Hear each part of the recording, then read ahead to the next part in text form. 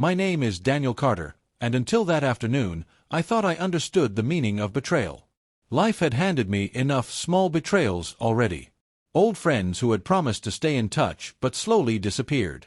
Business partners who quietly shifted their loyalties when the winds changed. Even my own body, which had started creaking and slowing down as the years rolled by. But nothing, absolutely nothing, prepared me for the sight of my own daughter pulling away from me, leaving me in the middle of a desolate road with nothing but the desert wind for company. The sun above Phoenix was merciless, beating down on the asphalt until it shimmered like molten glass. Heat waves distorted the horizon, making everything dance and blur. My throat was dry, and sweat trickled down my back despite the air conditioning that had barely worked before she shut off the engine. The silence in the car had been unbearable even before she opened the door. Her name was Emily. My only child. My little girl. At least, that's how I used to think of her. I remembered her holding my hand at the park when she was just 4, her small fingers clutching mine with complete trust. I remembered the bedtime stories, the birthday candles, the nights I stayed awake worrying when she was late getting home in high school. All of that had felt like an investment in love, in family. And yet here we were, standing on opposite sides of a canyon so deep I couldn't even see the bottom anymore. "Dad," she said, her voice clipped, almost rehearsed. "I think this is for the best." For the best. My voice cracked with disbelief. Leaving me out here like garbage. She didn't flinch. She looked me in the eye, and for a second I saw something, hesitation, maybe even guilt, but it disappeared quickly, replaced by the cool detachment of someone who had already justified their actions. "You'll figure it out," she said, sliding back into the driver's seat. "Emily!" I shouted, gripping the edge of the open door. "We can talk this through. Whatever Kyle told you, whatever you think, it doesn't have to be this way." Kyle. Just saying his name made my stomach knot. Her boyfriend, smooth-talking and ambitious, always circling me like a hawk sizing up its prey. I had never trusted him, and it seemed I had been right not to. Emily peeled my hand off the door like it was nothing more than an inconvenience. "I'm sorry," she said flatly, "but I've made my choice." The engine roared to life, and before I could gather my thoughts, she slammed the door shut. The tires spat gravel as the car lurched forward, and in seconds I was staring at her taillights disappearing into the shimmering horizon. A puff of dust hung in the air, then settled, leaving me in silence. Silence. It pressed against my ears, heavier than the heat itself. I stood there for what felt like an eternity, my mouth dry, my heart pounding against my ribs. I wanted to believe she would come back, that maybe she was only trying to scare me, to make some twisted point. But the longer I waited, the clearer it became. She was gone. I glanced around. Nothing but endless desert on either side of the cracked asphalt. A line of telephone poles marched toward the horizon, skeletal against the blinding sky. I had no phone. She had taken it from the console before I realized what she was doing. No wallet, no water, no map. Just me, my clothes, and the weight of a betrayal that threatened to crush me. For a moment, rage surged through me. I wanted to scream, to curse the heavens, to vow revenge with every ounce of venom I could summon. But rage would not keep me alive. Rage would not get me back home. So I swallowed it. I forced myself to breathe, to calm down, to think like the man I used to be before the world tilted off its axis. The desert stretched endlessly in both directions, but I knew one thing. Standing still meant death. My shoes crunched against the gravel as I started walking east, guessing that civilization had to be closer that way. Each step was deliberate, each breath ragged. The sun hammered at me, and the asphalt radiated heat like a furnace. As I walked, memories surfaced unbidden. Emily's first apartment, how proud she had been when she gave me the tour. Her graduation day, when I had cheered the loudest. Her mother's funeral, when she had clung to me for support. Where had it all gone wrong? Was it Kyle who poisoned her against me? Or was it something deeper, something in myself I had failed to see? Hours blurred together. My legs grew heavy, and thirst gnawed at me like a wild animal. I licked my cracked lips, praying for a sign of life, a car, a house, anything. Finally, just as my strength began to falter, I spotted a faint shape on the horizon. A gas station. The neon sign flickered weakly in the heat, but to me it looked like salvation. Stumbling forward, I pushed through the door and collapsed against the counter. The clerk, a young man with earbuds dangling around his neck, looked up in surprise. "Sir, you okay?" "Water," I croaked. "Please." He handed me a bottle without hesitation. The plastic was cool against my palm, and I drank greedily, each swallow reviving me bit by bit. When I finally set the empty bottle down, I met his gaze and managed a faint smile. "Thank you," I said. He nodded, clearly unsure what to make of me. To him, I was probably just another strange story to tell his friends later. Some older guy who stumbled in from the desert like a ghost. But to me, that moment was more than survival. It was clarity. Emily thought she had broken me. She thought she had left me powerless, abandoned, finished. But she had underestimated me. I straightened my shoulders, feeling a spark of resolve ignite in my chest. The desert had not killed me. Instead, it had burned away my illusions, my blind trust, my naive hope that family would always mean loyalty. Emily had chosen her side. Kyle had shown his hand. Now it was my turn. I wasn't going to scream or shout or beg. I wasn't going to chase them with desperation. No. I was going to return home quietly, carefully, and prepare. The game wasn't over. It had only just begun. And when the time came, when the pieces were set and they thought they had already won, I would smile, just as I smiled that day at the gas station, and make my move. They wanted war. They didn't know I had been forged in fire long before they were even born. When I finally stepped off the bus back into Phoenix, dusk had settled over the city. The streets glowed orange under the setting sun, and traffic hummed like a living thing. People bustled past with grocery bags, children tugging on their arms, laughter spilling out of cafe doors. Life went on as if the world hadn't cracked in half a day earlier. For them, nothing had changed. But for me, everything had. I adjusted the strap of the small backpack I had bought at a thrift store near the gas station. Inside it were the few things I had managed to collect: a bottle of water, a notepad, and a pen. It wasn't much, but it was enough. I didn't need much. What I needed now was clarity, and I had more of that than ever. Home was only a few blocks from the bus stop.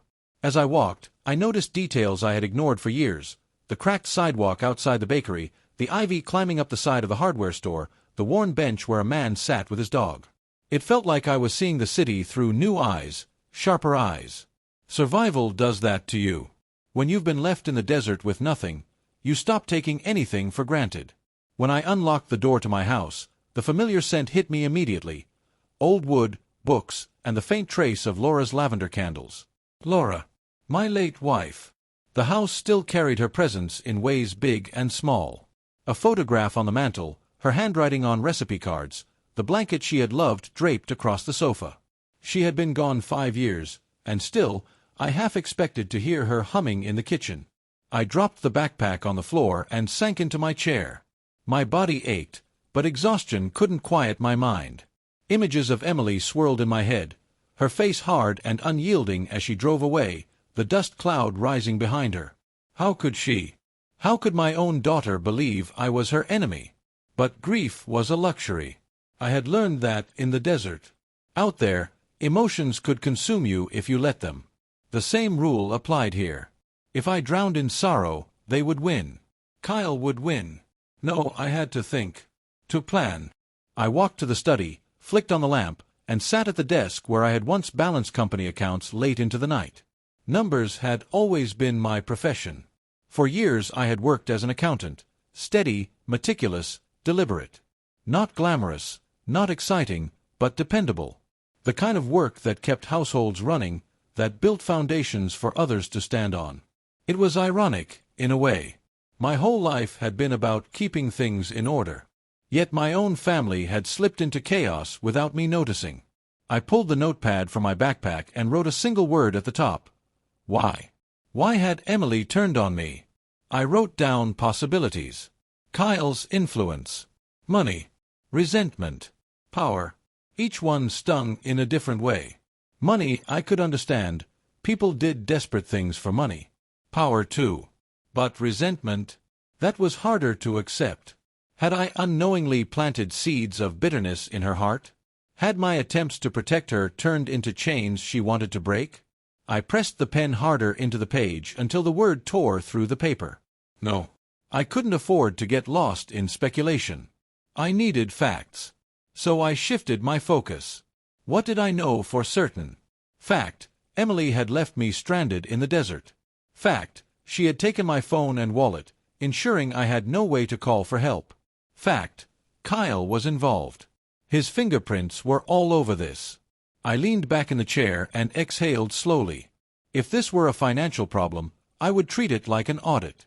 Start with what was concrete, gather evidence, build the case. Emotion wouldn't solve it. Logic would. Still, the hurt lingered. I glanced at the framed photo of Emily on the desk, her graduation picture, cap tilted slightly, eyes bright with the promise of the future. I had been so proud that day. My chest ached as I whispered into the empty room. "What happened to you, Em?" The walls offered no answer. I stood and wandered into the kitchen. The refrigerator hummed quietly, stocked with groceries I had forgotten I even had. I poured a glass of water and leaned against the counter. My mind kept circling back to the same thought. This house, this neighborhood, this life, I had built all of it not just for myself, but for her. For us. And now she was trying to erase me from it, as if I were nothing more than an obstacle. But I was not an obstacle. I was the foundation. And I would remind her of that, not with anger, not with shouting, but with action. I sat back down and started drafting a plan. The accountant in me took over. Columns, bullet points, contingencies. I mapped out steps for the coming weeks. Secure accounts. Review property deeds. Contact old allies quietly. Everything Kyle and Emily thought they had in their hands was still legally mine. That was my leverage. I didn't need to confront them immediately. No, confrontation would give them control. Instead, I would prepare. I would move like a shadow, invisible but steady, until the moment was right. As the hours ticked by, a strange calm settled over me. Betrayal had cut me deeply, but it had also sharpened me. Stripped of illusions, I could see more clearly than I had in years. At midnight, I walked to the window and looked out at the quiet street. The world outside was still, the lamppost casting a cone of light on the empty sidewalk. Somewhere out there, Emily and Kyle probably sat in that luxury penthouse, sipping wine, congratulating themselves on outsmarting me. I let the thought sit with me for a moment. Instead of anger, a smile spread across my face. Let them think they had won. Let them feel safe. That was the beauty of patience. When you strike after silence, the blow lands twice as hard. I turned away from the window and returned to the desk. I wrote another word at the top of the second page. Tomorrow. Tomorrow I would begin making calls. Tomorrow I would start shifting pieces on the board. Tomorrow the quiet war would begin. For now, all I needed was rest. I folded the notepad shut, placed it carefully in the drawer, and climbed the stairs to my bedroom.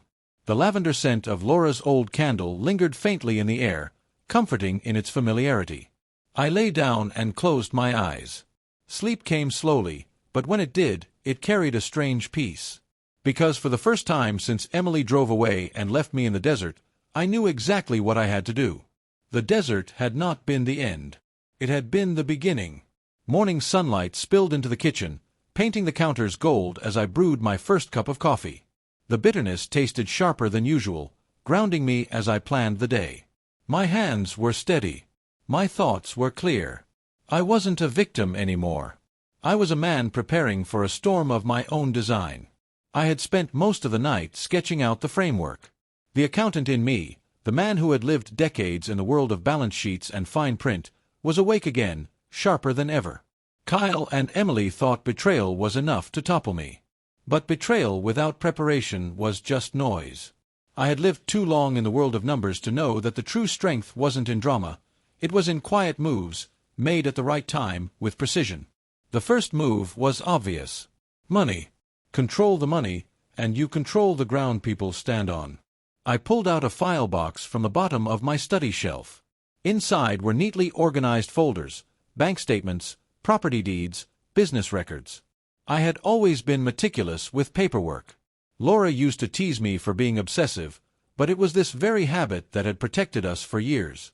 I flipped through the folders until I found the ones I needed: the penthouse deed, the trust fund account, the joint investment portfolio. I ran my finger over the deed to the penthouse. Emily and Kyle thought of it as theirs. They drank champagne on that balcony, hosted friends in that living room, posted pictures of the city skyline as though they owned it. But the truth was here, in my hands. My name was etched on that paper in black and white. It wasn't sentiment that tied me to it, it was legality. And legality was power. I locked the files back in the cabinet and picked up the phone. The first call was to the bank. "Good morning," I said evenly when the representative answered. "This is Daniel Carter. I'd like to make some adjustments to my accounts." The process took nearly an hour. Verifications, security questions, updated authorizations. By the time I hung up, the accounts that Emily thought she had access to were now shielded. She would wake up one morning soon and realize her cards didn't work, her transfers were blocked, her comfort zone eroded. The second call was to a locksmith. "I need new locks on a property," I explained. "High security.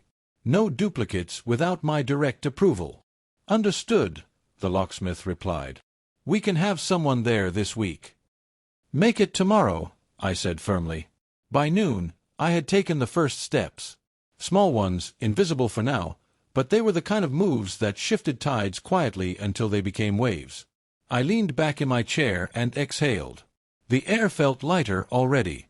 That afternoon, I took a walk through the neighborhood. Phoenix was hot as always, but the bustle of people gave me energy.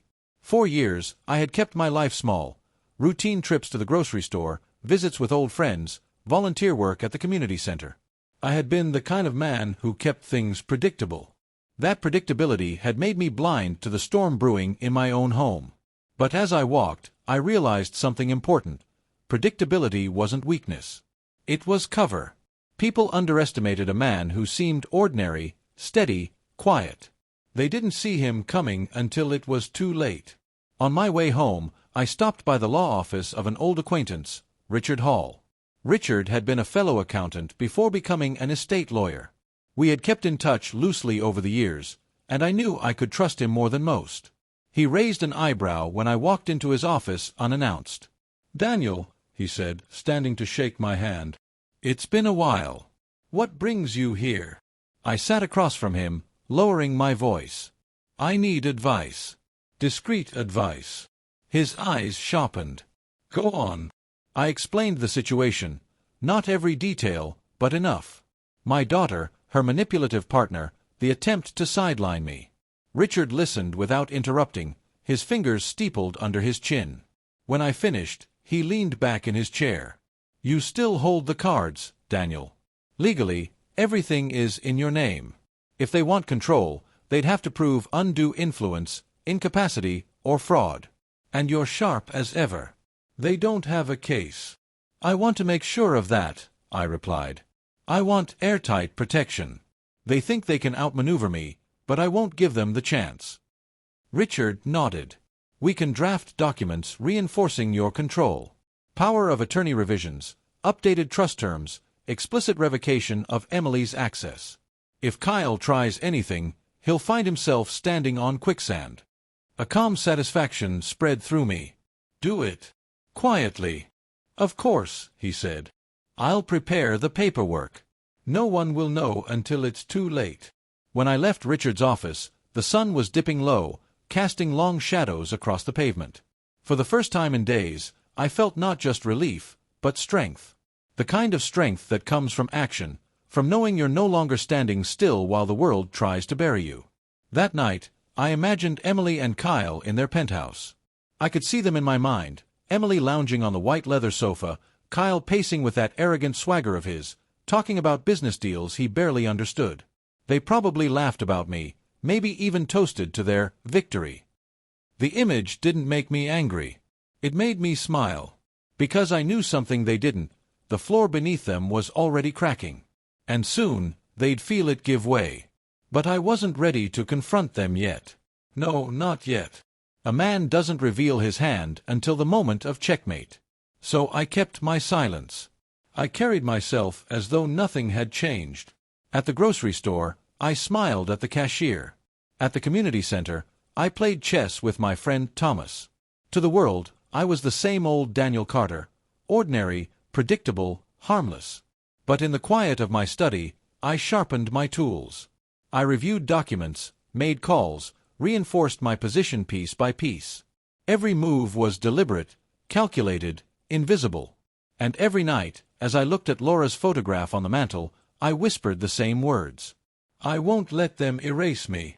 Her eyes in that photo seemed to answer, steady and kind, as if she were reminding me that patience was my greatest weapon. By the end of the week, the locks on the penthouse had been changed. The accounts were secure. The legal documents were drafted. The foundation was laid. And Emily, she had no idea. She was still calling, still sending messages to the old number I no longer used. When I checked the voicemail later through the bank's portal, I saw the tally, 60 missed calls. 60 calls from the daughter who had abandoned me in the desert. Each one, in its own way, was proof. Proof that the tide was turning. Proof that, for all their scheming, they were already scrambling. The first moves had been made. The board was set. And I was no longer the man who had been left in the desert. I was the man walking back from it. The call came on a Thursday afternoon. My landline rang, the one few people used anymore, the one Emily didn't even know I still had. I let it buzz twice before picking up. Dad. Emily's voice cracked through the receiver, sharp with panic. I didn't answer right away. I let the silence stretch, savoring the weight of it. Silence is more powerful than words sometimes. It forces the other person to fill the void with their fear. Finally, I said, calm and measured, Emily.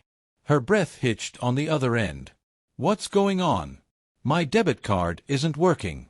Neither is the credit card. Kyle tried using his at dinner last night, and it got declined. In front of everyone. Do you know how humiliating that was? I almost laughed, but I kept my tone neutral. I see. You see. That's all you're going to say. Her voice rose, brittle. You can't just cut me off like this. You don't understand how many responsibilities we have. Bills. Rent. Kyle's deals. I interrupted, my voice steady as steel. Emily, the penthouse rent is not your responsibility. Because the penthouse is not yours. It is mine. A stunned pause. Then, softer, more desperate. Dad, why are you doing this? For a moment, I almost felt the old pull, the instinct to comfort her, to remind her she was still my daughter. But then I remembered the desert. The dust. The silence as she drove away. That memory hardened me. I'm not doing anything, Emily, I said coldly. I'm simply taking back what was always mine. Before she could respond, I hung up. I sat in my chair afterward, staring at the quiet receiver. My hands didn't shake. My heart didn't race. I felt only clarity. That conversation was the first crack. They were starting to realize the fortress they thought they had built was nothing more than glass. That night, I allowed myself to imagine the scene in the penthouse. I knew Emily too well. She would have paced back and forth across the polished marble floors, her voice sharp and frantic. Kyle would have tried to calm her, leaning against the counter with a drink in hand, pretending he wasn't bothered. But I knew the truth about men like Kyle. Confidence was his costume. Strip away the money and the security, and all that remained was fear. And fear makes people sloppy. I pictured him flipping through his phone, calling his contacts, trying to patch holes in his fragile image. Deals delayed, payments missed, promises broken. Each one a stone added to the weight already crushing him. Emily, meanwhile, would spiral between anger and desperation. She would call me again, maybe even show up at the house, demanding answers. She thought she still had the power of her voice, the ability to guilt me into compliance. She hadn't yet realized that those strings had been cut in the desert. The next morning proved me right. I was in the garden, trimming back the hedges, when I heard the sharp slam of a car door. I looked up to see Emily storming toward me, heels clicking furiously on the driveway. She wore a tailored blazer, her hair perfectly styled, but her eyes betrayed her, red-rimmed, frantic. "Dad," she snapped, not even bothering with pleasantries. "We need to talk. Now." I set the shears down deliberately, brushed dirt from my hands, and turned to her with a calm smile. "Good morning, Emily." "Don't good morning me," she shot back. "Why are the accounts frozen? Why are the locks changed? I couldn't even get into the penthouse yesterday. The doorman told me you ordered new security. What are you trying to prove?" Her words came out in a rush, each one more desperate than the last. "I'm not proving anything," I said evenly. "I'm protecting what's mine." Her jaw tightened.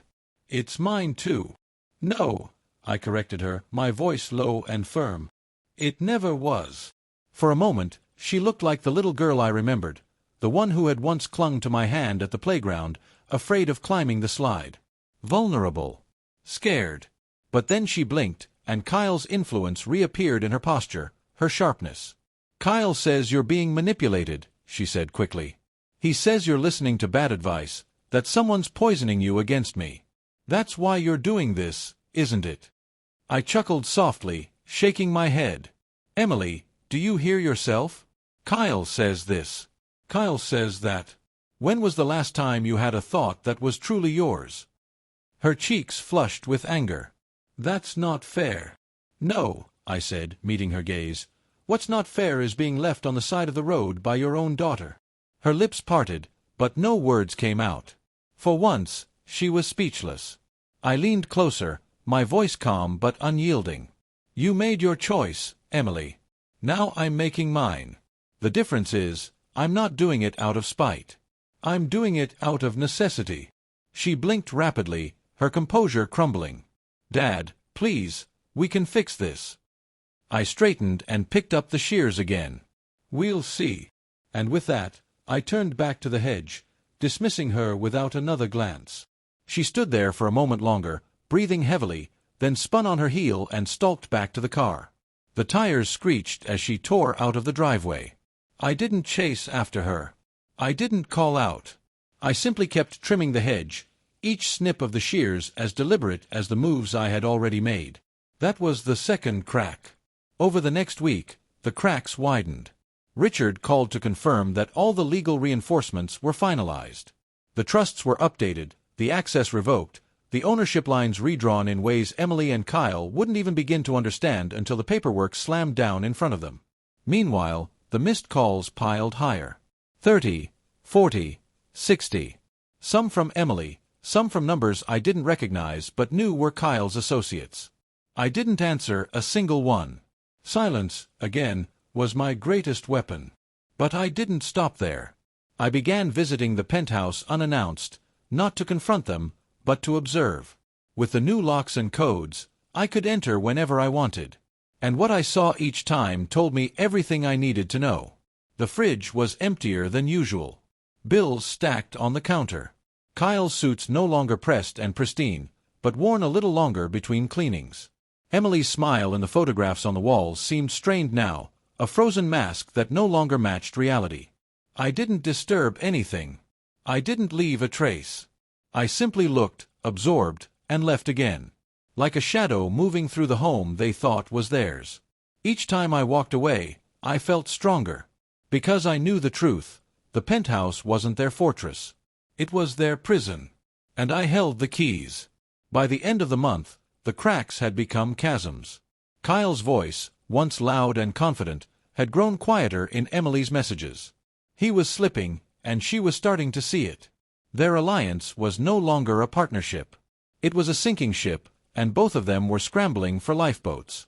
And I stood calmly on the shore, watching. Because I knew what they didn't, this wasn't the climax. Not yet. These were only the first tremors before the real quake. And when it came, they wouldn't just lose their grip on the penthouse. They would lose the illusion of control entirely. The cracks were only the beginning. I had seen men like Kyle my whole life. In my career, they came and went like weather patterns, loud, flashy, full of promises, but shallow at the core. They were the type who wore expensive suits and drove leased cars, men who spoke about opportunities, but never about work. I used to spot them at client meetings, hovering at the edges of boardrooms, eager to latch onto anyone with real stability. Kyle was no different. He had swaggered into Emily's life with that white smile and rehearsed charm, and she'd been dazzled. I saw through him from the first handshake. His grip was too eager, his laugh too quick, his eyes always darting around the room as though searching for the next target. And now, for the first time since he'd sunk his claws into my daughter, the mask was slipping. It started with the phone calls. Not just the desperate ones from Emily, but from numbers Kyle thought I wouldn't recognize. I knew better. Phoenix isn't as big as it pretends to be. People talk. The same names popped up over and over, guys in real estate, investors with more flash than cash. When I didn't answer, they left voicemails. Angry, impatient voicemails. Tell Kyle he owes us. Deals don't wait forever, Carter. He better deliver. You think you can freeze us out? We'll see. I saved every message. Proof, like coins in a jar. One evening, I drove past the penthouse just to look. The curtains were drawn tight, but the energy was different. The balcony that once held parties and laughter was empty. The valet told me, with a chuckle, that Kyle hadn't tipped him in weeks. Can't even get a 5 out of the guy, he muttered, shaking his head. That was when I knew Kyle's empire, his illusion, was crumbling fast. And desperate men don't go quietly. The following Saturday, Emily came to see me again. She didn't storm up the driveway this time. She walked slower, her shoulders hunched, her eyes tired. For a moment, I saw not the polished woman of the penthouse, but my daughter, stripped down to something raw. "Dad," she said softly, "can we talk?" I nodded and led her inside. She sat at the kitchen table, her hands trembling slightly as she wrapped them around a glass of water. "It's Kyle," she whispered. "He's different. He's angry all the time. He's drinking more. He keeps saying he's working on something big, but I don't see it. And the calls. Dad, people keep calling. Yelling. Threatening." Her voice cracked on the last word, and for a fleeting moment, I felt that old ache again, the instinct to pull her into a hug, to shield her from the storm. But then I remembered, this storm was one she had helped create. "What do you want me to say, Emily?" I asked gently but firmly. "That I'll fix it. That I'll bail him out." Her eyes flicked up to mine, hopeful, desperate. "Please, Dad. Just help us get back on our feet. We'll figure out the rest." I shook my head slowly. "No, Emily. I've already figured out the rest. You chose Kyle. You chose his world. Now you're seeing it for what it is." Tears welled in her eyes. She wiped them quickly, trying to hide them, but I saw. And I knew something was shifting inside her. But Kyle wasn't built for shifting. He was built for clinging, clawing, grasping at whatever scraps he thought would keep him afloat. I saw it firsthand the very next day. I had stopped by the penthouse, quietly, with the new keys. I moved like a ghost through the space, careful not to disturb anything. And then I heard it, Kyle's voice, booming from the bedroom.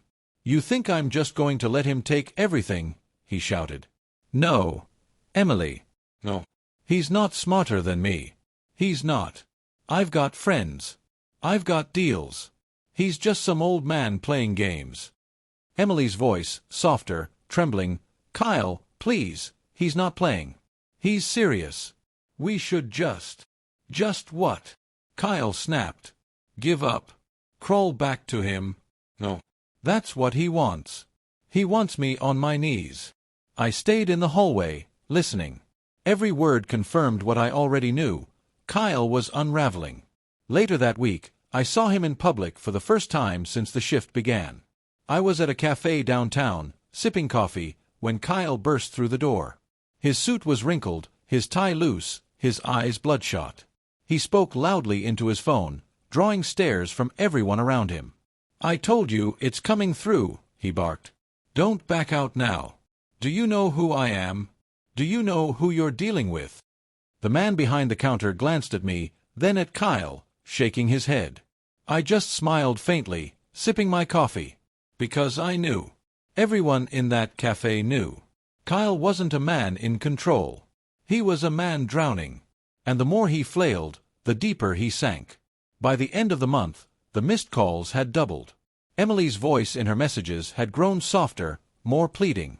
Kyle's messages, when he bothered to leave them, were louder, angrier, almost threatening. But I didn't respond. Not once. Because I understood the truth. You don't rescue a man like Kyle. You let him dig his own grave. And that's exactly what he was doing. The rumors started small. A missed payment here, a bounced check there. Then bigger, deals collapsing, investors walking away, whispered accusations of fraud. Phoenix may have been sprawling, but its business circles were tight. And Kyle's name was becoming poison. I sat back and watched. I didn't need to lift a finger. He was destroying himself faster than I ever could. One night, as I stood on the balcony of my own modest home, I thought of Laura. I pictured her smile, her steady eyes, the way she had always believed in patience. "Let people show you who they are," she used to say. "They'll do it sooner or later." Kyle was showing me, showing Emily, showing everyone. And soon, there would be nothing left for him to hide behind. That was the beauty of desperation. It stripped away the masks. And Kyle's mask was already lying in pieces on the floor. The phone rang again at dawn. I didn't need to check the caller ID. I knew it was her. For weeks, Emily's calls had swung wildly between fury and pleading, her tone shifting with the tides of Kyle's unraveling. But this morning, her voice was different. Smaller. Cracked. "Dad," she whispered when I finally picked up. I waited. Silence was still my strongest weapon. "Dad, I can't do this anymore." I closed my eyes, listening. There was no sharpness, no rehearsed indignation this time. Only exhaustion. "What is it you can't do, Emily?" I asked quietly. Her breath hitched. "Kyle. The lies. The shouting. The drinking. He's not who I thought he was. He never was he?" I leaned back in my chair, the morning sun spilling across the kitchen floor. "No," I said simply. "He never was." For a moment, all I heard was her sobbing softly through the line. And for the first time in months, I felt the faint stirrings of the fatherly instinct I had locked away. But I didn't let it take over. Not yet. She wasn't ready. "Come home," I said at last. Her breath caught. "You mean—" "Not to the penthouse," I cut in sharply. "To this house. The one your mother made a home. If you want to talk, if you want to face the truth, you'll do it here. Alone." There was a long pause before she whispered, "Okay." That evening, Emily arrived. No heels this time. No polished blazer. Just jeans, a loose sweater, and eyes that looked 10 years older than the last time I'd seen her. She carried no suitcase, only a small bag clutched tightly to her chest. When she stepped through the doorway, she looked around slowly, as though seeing the house for the first time in years. Her gaze landed on Laura's photograph on the mantel. Her lips trembled. "I miss her," she whispered. "So do I said. We sat at the kitchen table, the same table where she had once done her homework while Laura cooked dinner. The weight of the years pressed down on both of us. "I thought Kyle was strong," she admitted, staring at her hands. "I thought he had vision. He told me we'd build something together, that we'd be unstoppable. But it was all smoke, wasn't it? Every word." I didn't answer. She needed to say it aloud. "He's been lying about everything," she continued, her voice breaking. "The deals. The investors. Even his family. He doesn't have anything, Dad. Nothing. I believed him. I defended him. I turned against you for him."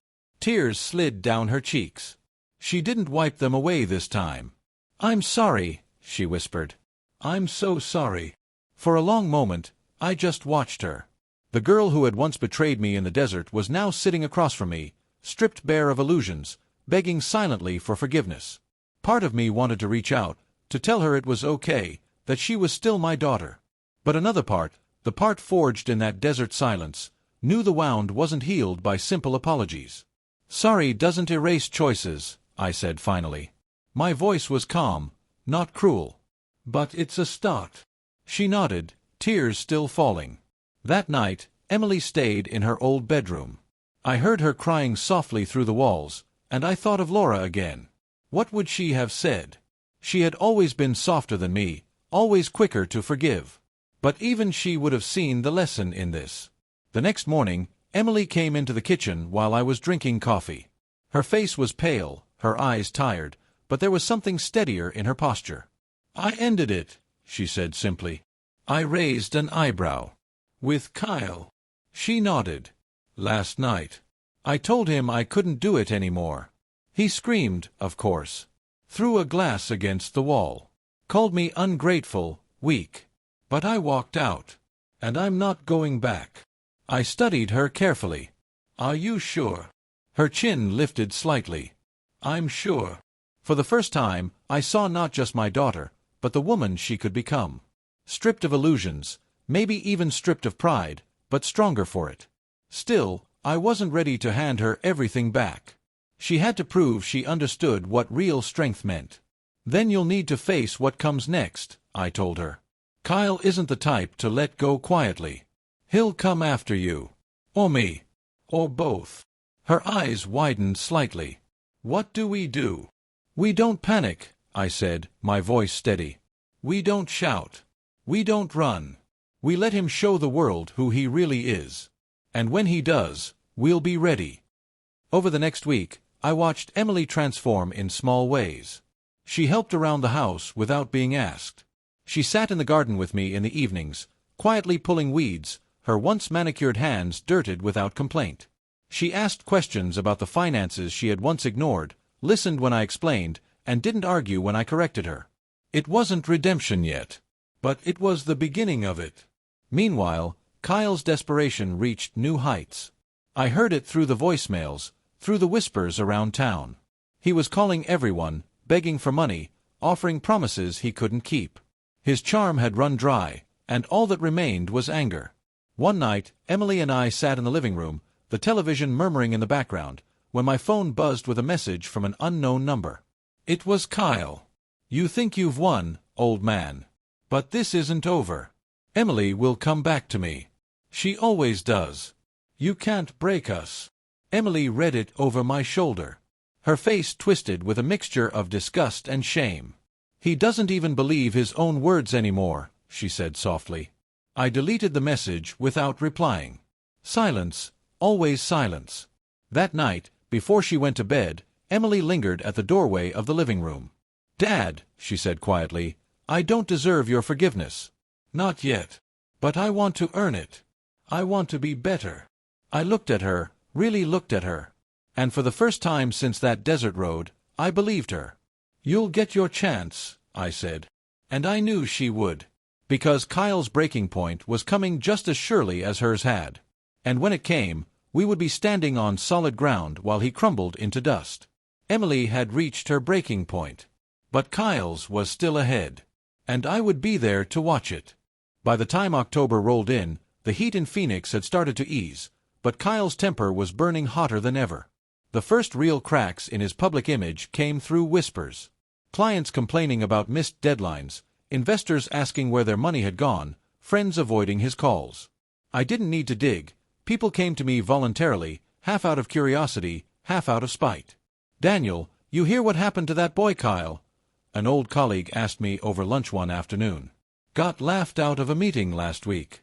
Showed up late, half drunk, tried pitching some nonsense about a luxury condo development. Nobody bought it." I just sipped my coffee, nodding slightly.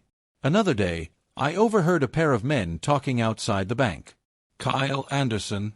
He's finished. Word is, his checks are bouncing left and right. He tried bluffing with money he didn't have. Now the whole city knows." I didn't smile. I didn't gloat. I just listened, storing every detail. Because this wasn't just gossip, it was confirmation. The collapse had begun.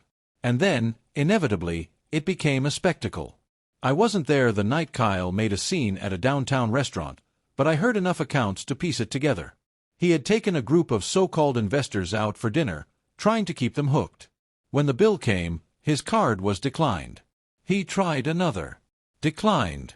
The waiter stood there awkwardly, the investors shifting uncomfortably in their seats, until one of them finally paid. Witnesses said Kyle went red in the face, shouting at the waiter, accusing the restaurant of making a mistake. But everyone knew the truth. His empire of smoke had vanished, and the world was watching it burn. Emily heard about it too.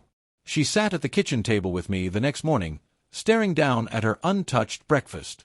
"He's spiraling," she said quietly. "I can feel it. He's not just losing money, Dad. He's losing control." I nodded. And desperate men who lose control can be dangerous. Her eyes flicked up to mine, searching. "What do we do?" "We wait," I said simply. "He'll finish himself off without our help. All we need to do is stay steady." But waiting didn't mean doing nothing. Behind the scenes, I worked with Richard to tighten the net. Every document was double-checked, every account sealed, every loophole closed. By the time Kyle thought of coming after me legally, there would be nothing left for him to grab. The more I worked, the more I realized how far I had come since that day in the desert. I was no longer the man abandoned on the side of the road. I was the man building the road forward, brick by brick. Kyle, meanwhile, was stumbling deeper into the quicksand of his own making. A week later, I witnessed it firsthand. I was at the grocery store, pushing my cart down the aisle, when I heard a voice I recognized, louder than everyone else's, strained with anger. I turned the corner and saw him. Kyle. He looked nothing like the man Emily had first introduced me to. His suit was wrinkled, his hair unkempt, dark circles under his eyes. He was arguing with the store manager over a declined credit card, his voice echoing through the aisles.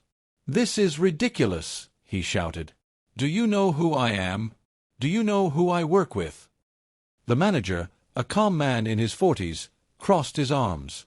"Sir, I don't care who you are. The payment isn't going through. Either try another method or leave." People stared. A mother pulled her child closer. A cashier rolled her eyes. And me. I stood quietly at the end of the aisle, just watching. For a moment, Kyle's eyes locked onto mine. His face flushed even redder. "You!" he shouted, pointing across the store. "This is your fault. You think you can humiliate me? You think you can ruin me?" The entire store turned to look at me. I didn't flinch. I didn't move. I simply stared back at him, calm as stone. "Walk away, Kyle," I said, my voice even. He trembled, fists clenching at his sides, before finally storming out of the store, shoving past anyone in his way. The automatic doors hissed shut behind him, leaving a heavy silence. The manager exhaled, muttering, "What a clown." I turned back to my cart, picked up a loaf of bread, and carried on with my shopping. That was the difference between us. He was noise. I was silence. And silence always outlasts noise. That evening, Emily and I sat on the porch. She had heard about the incident at the store. Half the city had by then. "He's losing it completely," she said softly. "I don't even recognize him anymore." "You're not supposed to," I replied. "The man you thought you knew was never real. This is who he's always been." Desperation just stripped away the mask. She nodded slowly, tears gathering in her eyes. "I hate him," she whispered. I shook my head. "Don't waste your hate on him.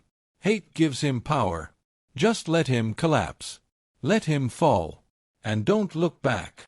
We sat in silence after that, watching the sun dip below the horizon. In the days that followed, Kyle's collapse accelerated. His name appeared in the business section of the local paper, not for deals, but for debts. Lawsuits piled up. Former investors demanded answers. Rumors swirled about fraud, embezzlement, unpaid taxes. I didn't need to feed the fire. He was burning his own house down. And Emily, she grew quieter, stronger.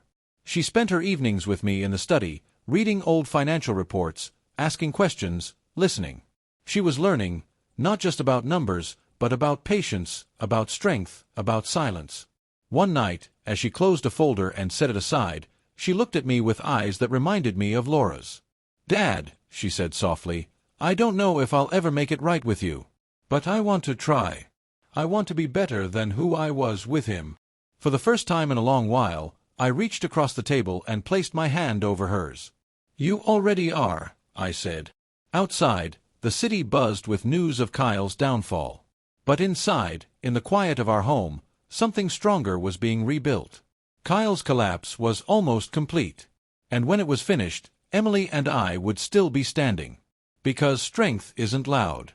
It isn't desperate. Strength is steady. Silent. patient, and silence was winning.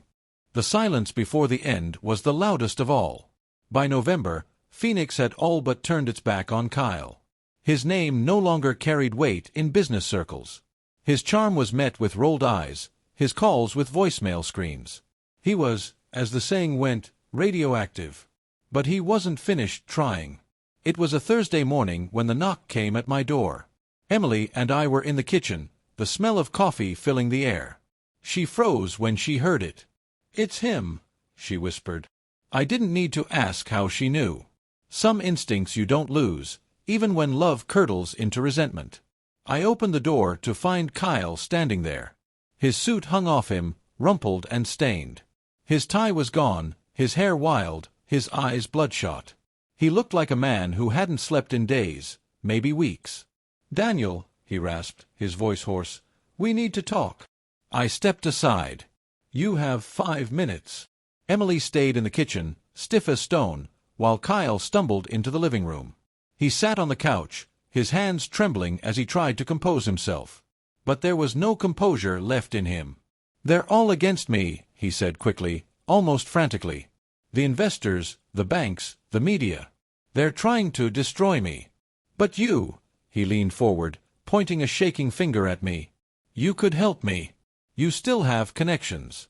You still have money. If you put in just a little, we could turn it around. I could fix this." I didn't sit. I stood over him, arms folded. "Kyle," I said evenly, "there's nothing left to fix. You built your life on lies. Now the lies have collapsed. That's all." His eyes darted to Emily, who stood just outside the room, her face pale but firm. "Emily," he pleaded, his voice cracking, Tell him we can still do this. Tell him you believe in me." She didn't move. "I don't," she said softly. Kyle flinched as though she had struck him. For a moment, I almost felt pity. Almost.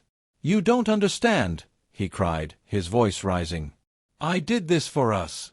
Everything I built, everything I risked, it was for you. For us." Emily shook her head slowly. "No, Kyle. You did it for yourself. And now it's gone." He stared at her, his mouth opening and closing, but no words came. That was the moment. The end. I stepped closer, my voice low, steady. "This is checkmate, Kyle. You thought you could play games with people's lives. You thought you could use charm and lies to bend the world to your will. But in the end, the truth always wins. And the truth is, you lost." For a long moment, he just sat there, broken, staring at the floor. Then, slowly, he rose to his feet. His eyes flicked between us one last time. "You'll regret this," he muttered, though even he didn't sound like he believed it. And then he walked out the door. We never saw him again. The city chewed him up after that. His debts caught up to him. Lawsuits drained the last scraps of his resources. He became a ghost, a cautionary tale whispered about in bars and offices. "Remember that guy Kyle? Thought he was invincible. Look where he ended up." But we didn't need to hear those whispers. We had already lived the truth. In the weeks that followed, Emily slowly began to rebuild her life. Not in the penthouse, not in the city skyline, but here, in the quiet of the home she once turned her back on. She found work at a small design firm, nothing flashy, nothing headline-worthy. But she was proud of it. And she showed up every day. One evening, as we sat in the garden pulling weeds, she looked over at me. "Dad," she said softly, "do you think Mom would forgive me?" I set down the trowel and met her eyes. "Your mother loved you more than anything. She would have forgiven you the moment you walked back through that door." Her eyes filled with tears, but this time she didn't break down. She just nodded, and we went back to pulling weeds in silence. It wasn't perfect. It wasn't easy. But it was real. That was the difference. Kyle had chased illusions, while we had finally come back to the truth. Months later, I walked past the penthouse building. A new name was on the buzzer, a new family moving into what Kyle and Emily once called theirs. I didn't stop. I didn't look up. That life was gone. As I walked away, I thought about the desert road again, the place where this story had begun. The scorching sun, the empty silence, the sting of betrayal. Back then, I thought I had lost everything. But standing here now, I realized the truth. That road had been the beginning, not the end. Because sometimes, when silence strips everything away, what's left is stronger than what came before. Kyle had been noise. And like all noise, he had faded. Emily had been lost.